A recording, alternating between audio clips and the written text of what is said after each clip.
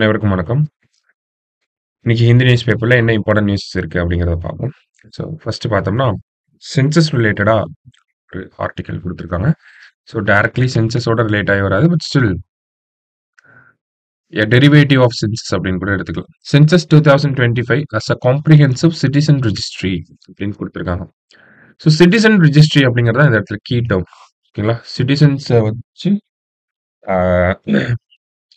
யாரெல்லாம் சிட்டிசன்ஸ், யாரெல்லாம் சிட்டிசன்ஸ் இல்ல அப்படிங்கிறத நம்ம ஒரு டேட்டாவா எடுக்கணும். ரொம்ப காலமாவே இந்த ஒரு விஷயம் அப்படிங்கிறத கேட்டுட்டே இருக்காங்க நெறைய மாநிலங்கள்ல. அப்படிங்கிறப்ப நமக்கு 2025 சென்சஸ் அப்படிங்கிறத நெக்ஸ்ட் இயர் ஸ்டார்ட் போறதுக்கான நெறைய பாசிபிலிட்டீஸ் அப்படிங்கிற சென்ட்ரல் கவர்ன்மெண்ட் ஹிண்ட் குடுத்துட்டே தான் இருக்காங்க. ஓகேவா? ஸோ அந்த வகையில 2025 சென்சஸ் ஸ்டார்ட் ஆச்சு அப்படின்னா, அவங்க நேஷனல் பாப்புலேஷன் ரெஜிஸ்டர அப்டேட் பண்ணுவோம் அப்படிங்கிறதையும் சொல்லியிருக்காங்க. பிகாஸ் நேஷனல் பாப்புலேஷன் ரெஜிஸ்டர் அப்படிங்கிறது 2010ல வந்திருக்கும். அண்ட் தென் அந்த பாப்புலேஷன் ரெஜிஸ்டர் 2015ல ஒன்ஸ் அப்டேட் பண்ணியிருக்காங்க. அதுக்கப்புறமா அது அப்டேட் ஆகல. ஸோ அதோட சேர்த்து என்ன வரலாம் அப்படின்னு பார்த்தோம்னா, national register of Indian citizens NRC அப்படின்னு சொல்லக்கூடிய நேஷனல் ரெஜிஸ்டர் ஆஃப் சிட்டிசன்ஸ் அதுதான் என்ஆர்ஐசின்னு சொல்றாங்க. National register of Indian citizens அப்படிங்கிறது வரலாம் அப்படிங்கிறத சொல்றாங்க. ஸோ இது எந்த ஆக்டுக்கு கீழே இருக்கு அப்படின்னு பார்த்தோம்னா, சிட்டிசன்ஷிப் ஆக்ட் இருக்கு இல்லையா? சிட்டிசன்ஷிப் ஆக்ட் 1955க்கு கீழேயே இதை பத்தி சொல்லப்பட்டிருக்கு. சரிங்களா? So national register of citizens. ஆனா 1955லயே சொல்லப்பட்டிருந்தாலுமே பெரிய அளவுல அதுக்கப்புறமா அதை பத்தின ஒரு டிஸ்கஷன்ஸ் அப்படிங்கிறது இருந்திருக்காது. நேஷனல் ரெஜிஸ்டர் ஆஃப் சிட்டிசன்ஸ் எதுக்கு அப்படிங்கிற மாதிரி. ஆனா அந்த இடத்துல தான் நமக்கு ஒரு நல்ல ஒரு கமிட்டியை பத்தி புரிஞ்சுக்கணும். சரிங்களா? கார்கில் வார் 1999ல நடந்ததுக்கு அப்புறமா தான் ஒரு நீட் தேவைப்படுது. ஒரு கமிட்டி போடப்படுது. சுப்பிரமணியம் கமிட்டி அப்படின்னு சொல்லி அந்த கமிட்டி தான் சொல்றாங்க. என்ன சொல்றாங்கன்னா, சிட்டிசன்ஸ் யாரு, நான் சிட்டிசன்ஸ் யாரு அப்படிங்கிறத நம்ம டேட்டா பேஸா வச்சிருக்கணும் அப்படிங்கறத அந்த நீட பத்தி அவர் தான் சொல்லியிருப்பார். சரிங்களா? சோ இந்த ஒரு ரெக்கமெண்டேஷன்ஸ கவர்ன்மெண்ட் இந்த ரெக்கமெண்டேஷன்ஸ்க்கு எப்படி ரியாக்ட் பண்ணியிருப்பாங்க அப்படின்னா, சிட்டிசன்ஷிப் அமெண்ட்மென்ட் ஆக்ட்ல செக்ஷன் 14A அப்படிங்கறத இன்க்ளூட் பண்ணியிருப்பாங்க. செக்ஷன் 14A அப்படிங்கறத இன்க்ளூட் பண்ணி இந்தியன் சிட்டிசன்ஸ்க்குன்னு ஒரு ஐடி கார்டு கொடுக்கணும் அப்படின்னு சொல்லி கொண்டு வந்திருப்பாங்க. சரிங்களா? சோ நமக்கு பொதுவாவே பார்த்தோம்னா, national register of Indian citizens அப்படிங்கிறத நம்ம இந்த சென்சஸ்க்கு அப்புறம் எக்ஸ்பெக்ட் பண்ணலாம். இது எதுல சொல்லப்பட்டிருக்கு அப்படின்னு பார்த்தோம்னா, சிட்டிசன்ஷிப் ஆக்ட் 1955ல சொல்லப்பட்டிருக்கு. இவ்வளவு காலமா அது பத்தின ஒரு விஷயங்கள் பெருசா எதுவுமே இல்ல. அபார்ட் ஃப்ரம் அசாம்ல மட்டும் தான் நேஷனல் ரெஜிஸ்டர் ஃபார் சிட்டிசன்ஸ் அப்படின்னு சொல்லி அங்க பங்களாதேஷ் இமிகிரன்ட்ஸ் அதிகமா இருந்தனால அந்த ஒரு எக்ஸசைஸ் சுப்ரீம் கோர்ட்டோட தலைமையில நடந்துச்சு. ஆனா அதுலயுமே நிறைய கான்ட்ரோவர்சிஸ் இருக்கு. சரிங்களா? அதையும் நம்ம பார்ப்போம். சோ இந்தியா முழுக்க இந்த என்ஆர்சி அப்படிங்கிற எக்ஸசைஸ் அப்படிங்கிறது இதுவரைக்கும் நடந்தது கிடையாது. ஒண்ணு நேஷனல் பாப்புலேஷன் ரெஜிஸ்டர் பண்ணிருக்காங்க. அது அந்த குறிப்பிட்ட டைம் பீரியட்ல இந்தியால இருக்கக்கூடிய மொத்த மக்கள் தொகை யாரெல்லாம் இந்தியால இருக்காங்க அந்த பாப்புலேஷன் மட்டும் தான் மெஷர் பண்றாங்க. அது சிட்டிசனா இருந்தாலும் சரி, நான் சிட்டிசனா இருந்தாலும் சரி. சரிங்களா? ஆனா என்ஆர்சின்னு வரப்ப என்ன ஆகுது அப்படின்னா, யாரெல்லாம் சிட்டிசன்ஸ் அப்படிங்கறத நம்ம பார்க்க போறோம். சரிங்களா? சிட்டிசன்ஸ்க்கான ப்ரூஃப வந்து கேட்க போறாங்க. ப்ரூஃப் இல்லாத பட்சத்துல அவங்கள நான் சிட்டிசன்ஸ்ன்னு சொல்றதுக்கு வாய்ப்புகள் அப்படிங்கிறது இருக்கு. அப்ப இது கொஞ்சம் கான்ட்ரோவர்ஷியல் திங்காவும் இருக்கலாம். சோ இப்படி ஒரு விஷயம் தேவை அப்படிங்கிறது ஆக்சுவலி இந்தியால யார் சிட்டிசன்ஸ், இந்தியால யார் நான் சிட்டிசன்ஸ் அப்படிங்கிறதுக்கான டேட்டா பேஸ் வேணும் அப்படின்னு சொல்லி அரசாங்கத்துக்கிட்ட ரெக்கமெண்டேஷன் கொடுத்த கமிட்டி தான் யாருன்னா சுப்பிரமணியன் கமிட்டி. ஓகேங்களா? அந்த ரெக்கமெண்டேஷன்ஸ்க்கு கவர்மெண்ட் எப்படி ரியாக்ட் பண்றாங்கன்னா, செக்ஷன் 14A அப்படிங்கறத கொண்டு வராங்க சிஏஏ ஆக்ட்ல.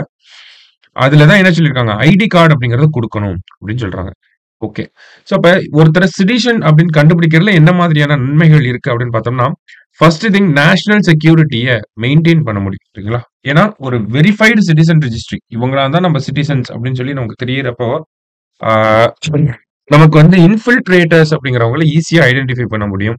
யாரெல்லாம் டெரரிஸ்ட் இருக்காங்களோ அவங்களை எல்லாம் ஈஸியா ஐடென்டிஃபை பண்ண முடியும். ரெஃப்யூஜிஸை ஈஸியா ஐடென்டிஃபை பண்ண முடியும். ஓகேங்களா? சோ இந்த மாதிரி இருக்கப்ப நேஷனல் செக்யூரிட்டி அப்படிங்கறத நம்மளால மெயின்டைன் பண்ண முடியும். அதே மாதிரி பார்த்தோம்னா நமக்கு இந்த ஐடென்டிட்டி ஃப்ராட் அப்படிங்கறத பண்ண முடியாது. சிட்டிசன்ஷிப் வாங்கணுங்கிறதுக்காக நிறைய பேர் ஃப்ராட் வேலைகள்ல நிறைய பண்ணுவாங்க. டூப்ளிகேஷன் அப்படிங்கறதெல்லாம் பண்ணுவாங்க. சோ அதெல்லாம் நம்மளால தடுக்க முடியும். அதே மாதிரி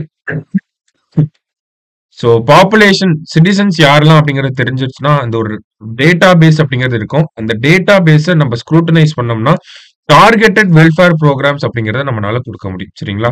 யாரெல்லாம் எலிஜிபிளோ அவங்களுக்கு மட்டும் நம்ம அந்த வெல்ஃபேர் ப்ரோகிராம்ஸ குடுக்கறது. அதான் டார்கெட்டட் வெல்ஃபேர் ப்ரோகிராம்ஸ் அப்படிங்கிறதெல்லாம் நம்மளால குடுக்க முடியும். ஸோ இதெல்லாம் தான் நமக்கு என்னவா இருக்குன்னா, ஒரு சில அட்வான்டேஜஸா இருக்கு. ஓகேங்களா? ஸோ இந்த ஒரு விஷயம் அப்படிங்கிறது நமக்கு நேஷனல் லெவல்ல பார்த்தோம்னா, யாரெல்லாம் சிட்டிசன்ஸ் அப்படிங்கிறத கணக்கிடுறாங்க. ஸோ அந்த சிட்டிசன்ஸ் கணக்கிடுறனால இருக்கக்கூடிய அட்வான்டேஜஸ் என்ன இருக்கு அப்படிங்கிறத பார்த்தோம்.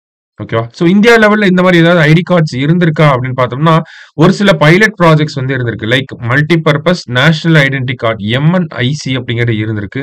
ஃபிஷர்மேன் ஐடென்டி கார்ட் அப்படிங்கிற ஒரு பைலட் ப்ராஜெக்ட் இருந்திருக்கு. இது எல்லாமே வந்து மைனர் ஸ்கேல்ல நடந்த ஒரு விஷயம் தான். ரொம்ப சிறிய அளவுல நடந்த விஷயங்கள் தான். எனார்மஸா நடந்தது எதுவுமே கிடையாது. ஆனா ஒரு கேள்வி வரும். எனார்மஸா இந்தியா ஃபுல்லா எல்லாருக்குமே ஒரு ஐடி கார்டு அப்படின்னா, ஆதார் கார்டு அப்படிங்கிறத நம்ம சொல்றோம். ஓகேவா? இப்ப ஆதார் கார்டுக்கும் இவங்க சொல்லக்கூடிய சிட்டிசன்ஷிப் ஆக்ட்ல சொல்லப்பட்டிருக்க இந்த ஐடென்டி கார்டுக்கும் என்ன வித்தியாசம் அப்படிங்கிறத புரிஞ்சுக்கணும். ஓகேங்களா? ஸோ ஆதார் கார்டு அப்படிங்கிறது பார்த்தோம்னா, ஒரு 12 டிஜிட் யூனிக் ஐடென்டிஃபிகேஷன் நம்பர். ஓகேங்களா? ஸோ ஆதார் கார்டு அப்படிங்கிறது ஒரு 12 டிஜிட் நம்பர். அது யாருக்கு குடுப்பாங்க அப்படின்னா, இந்தியாவுல யாரெல்லாம் ரெசிடென்ட்டா இருக்காங்களோ அவங்களுக்கெல்லாம் குடுப்பாங்க. ஓகேவா? ஆனா, நம்ம சொல்லக்கூடிய இந்த செக்ஷன் 14ஏல சொல்லக்கூடிய ஐடென்டி கார்ட், சிட்டிசன்ஷிப் ஆக்ட்ல சொல்லக்கூடிய ஐடென்டி கார்ட் அப்படிங்கிறது, இந்தியாவோட சிட்டிசன்ஸ்க்கு மட்டும் குடுப்பாங்க. ஓகேவா? ஸோ இந்த இது பார்த்தோம்னா, இது சிட்டிசன்ஸ்க்கு மட்டும் குடுக்கக்கூடிய ஐடி கார்ட். ஆதார் கார்டு அப்படிங்கிறது இந்தியாவுல யாரெல்லாம் ரெசிடென்ட்டா இருக்காங்களோ, அவங்க எல்லாருக்குமே குடுக்கக்கூடிய ஐடி கார்ட். ஓகேங்களா? இப்ப ரெசிடென்ட்னா வேற, சிட்டிசன் அப்படின்னா வேற. குடியுரிமை வாங்குறதுக்கு முன்னாடி இருக்கிறவங்கள நம்ம ரெசிடென்ட்ன்னு சொல்லலாம். சரிங்களா? அ ஒரு 8 இயர் வெயிட்டிங் பீரியட் இருக்கும். இப்ப சிஏ ஆக்ட்ல பார்த்தோம்னா, 5 இயர் வெயிட்டிங் பீரியடா இருக்கு. ஸோ இந்த மாரியான விஷயங்கள்லாம் இருக்கு. இத வந்து அவங்களெல்லாம் நம்ம ரெசிடென்ட்ன்னு சொல்லலாம். ஸோ சிட்டிசன்ஸ் வேற, ரெசிடென்ட் வேற. ஓகேங்களா? ஸோ ஆதார் கார்டு அப்படிங்கிறது நமக்கு ரெசிடென்ட்ஸ் ஆஃப் இந்தியாவுக்கு குடுக்குறாங்க. இதே அந்த ஐடென்டி கார்டு அப்படிங்கிறது சிட்டிசன்ஸ் ஆஃப் இந்தியாவுக்கு தான் வந்து குடுக்குறாங்க. சரியா? அடுத்ததா பார்த்தோம்னா, என்ஆர்ஐசி அப்படிங்கிறது நமக்கு குடுத்துருக்காங்க அதான். ஒரு காம்ப்ரிஹென்சிவ் சிட்டிசன் ரெஜிஸ்ட்ரியை கொண்டு வர ட்ரை பண்ணது. இது வந்து ஆதார் அப்படிங்கிறது ரெசிடென்ஸ் ஆஃப் இந்தியாவுக்கு மட்டும் தான் பொருந்தும் அப்படிங்கிறத சொல்லியிருக்காங்க. ஓகேவா? ஸோ அப்ப ஆதாருக்கும் நம்ம என்ஆர்ஐசிக்கும் இருக்கக்கூடிய ரோல்ஸ் அப்படிங்கிறத புரிஞ்சுக்கணும். ஆதார் அப்படிங்கிறது பார்த்தோம்னா ஒரு ரெசிடென்ட் டாக்குமெண்ட்டா இருக்கு. So that banking services, subsidies இதெல்லாம் நம்மனால அவைல் பண்ணிக்க முடியும். என்ஆர்ஐசி அப்படிங்கிறது டோட்டலி டிஃப்ரெண்ட்டா ஒரு சிட்டிசனா இல்லையா அப்படிங்கிறத ப்ரூவ் பண்ற மாதிரியான ஒரு டாக்குமெண்ட்டா இருக்க போகுது நமக்கு. சரிங்களா? ஸோ அதுதான் இந்த ஆதாருக்கும், என்ஆர்ஐசிக்கும் இருக்கக்கூடிய வித்தியாசங்களா நம்ம பார்க்குறோம். செய்தித்தாள்லயும் அவங்க அதான் குடுத்துருக்காங்க. ஓகேவா? ஆனா இந்த என்ஆர்ஐசி ஆர் என்ஆர்சி அப்படிங்கிற இந்த ஒரு விஷயத்த எடுக்கிறதுல நெறைய சேலஞ்சஸ் இருக்கு. அத நம்ம அசாம்லயே நம்ம பார்த்தோம். ஓகேங்களா? ஃபர்ஸ்ட் சேலஞ்ச் என்னவா இருக்கு அப்படின்னு பார்த்தோம்னா, டேட்டா பிரைவசி. ஓகேங்களா?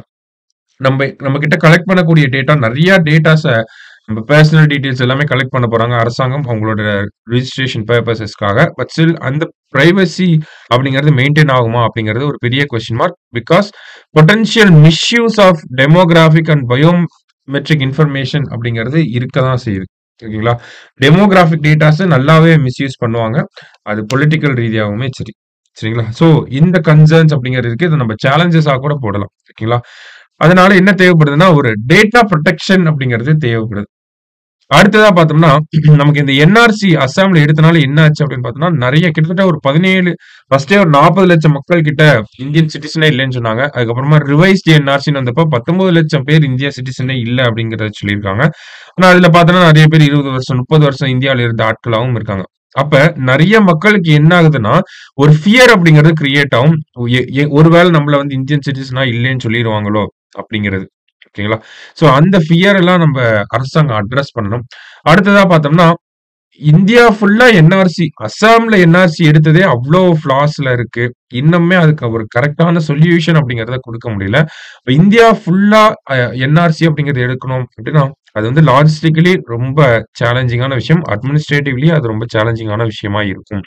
அப்படிங்கிறத சொல்றாங்க. இதெல்லாம் challenges related do this concern topic சரியா? ஸோ இது ஒரு முக்கியமான டாபிக். ஒரு எவால்விங் கான்செப்ட்டாவும் இருக்கு என்ஆர்ஐசி அப்படிங்கிறது. அ எவ்வளோ போல்டா இந்த ஒரு ஸ்டெப்ப எடுப்பாங்க அப்படிங்கிறத நம்ம வெயிட் பண்ணி தான் பார்க்கணும். சரிங்களா? ஸோ தட் நெக்ஸ்ட் பார்த்தோம்னா, so economic historian Amiyakumar Bagchi passes away அப்படின்னு சொல்லி குடுத்துருக்காங்க. ஸோ ஒரு ஆபிச்சுவரி பேஸ் பண்ணி இருக்கக்கூடிய நியூஸ். அவரோட 2 புக்ஸ மட்டும் நம்ம இந்த இடத்துல பார்த்துக்கலாம். So private investment in India அப்படிங்கிற book economic and political weekly அதில் ஒர்க் பண்ணியிருக்கார். அடுத்தது the political economy of underdevelopment, இது ஒரு இம்பார்ட்டண்ட்டான கான்ட்ரிபியூஷன் பாக்ஷியோடது. அடுத்தது அவரோட பெரிலியஸ் பேசேஜ் அப்படிங்கிறதுமே பார்த்தோன்னா ஒரு இம்பார்ட்டன்ட் ஒர்க்.